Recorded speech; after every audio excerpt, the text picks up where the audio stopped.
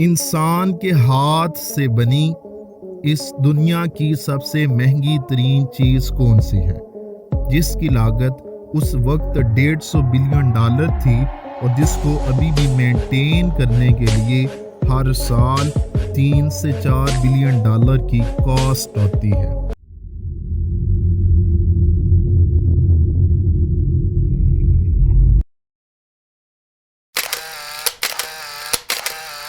السلام علیکم ناظرین، یوں تو انسانوں کی ترقی کی مثالیں روزانہ دیکھنے اور سننے کو ملتی ہیں۔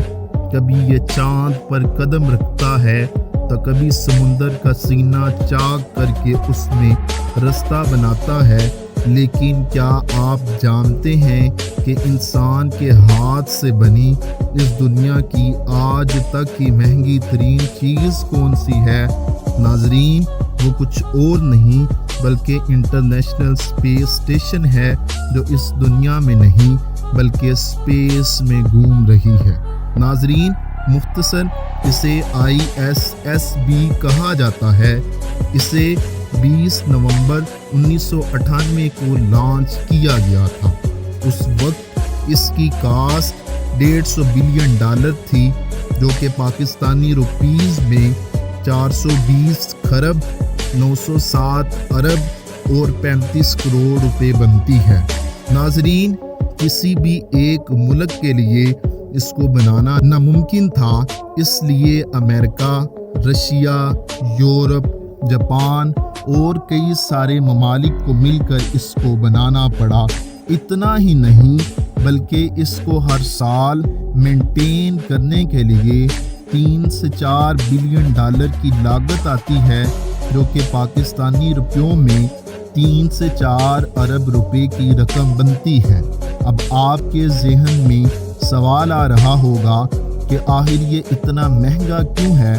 تو ناظرین، یہ ایک ایسا سیٹلائٹ ہے جو کہ اسپیس لیبارٹری کے طور پر کام کر رہا ہے، جس میں انسان رہتے بھی ہیں اور جسے ایک سیٹلائٹ کے طور پر زمین کے گرد گھومتے بھی رہنا ہے۔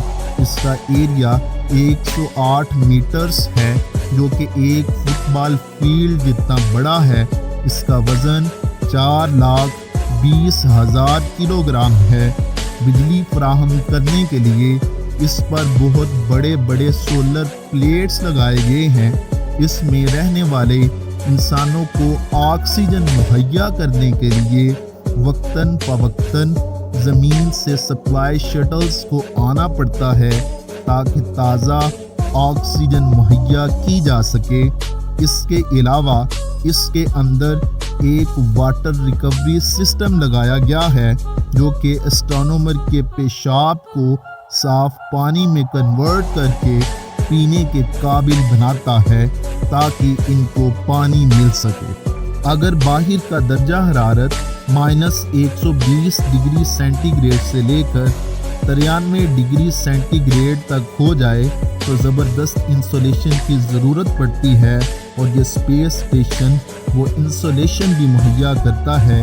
یہی وجوہات ہے کہ یہ انٹرنیشنل اسپیس اسٹیشن اتنا مہنگا ہے اور آج تک کی تاریخ میں یہ دنیا کا سب سے مہنگا مشن یا پھر سب سے مہنگی انسانوں کے ہاتھ سے بنائی ہوئی چیز ہے۔ ملتے ہیں اپنی نئی ویڈیو میں، تب تک اپنا بہت سارا خیال رکھیے گا۔ اللہ حافظ۔ پاکستان زندہ باد۔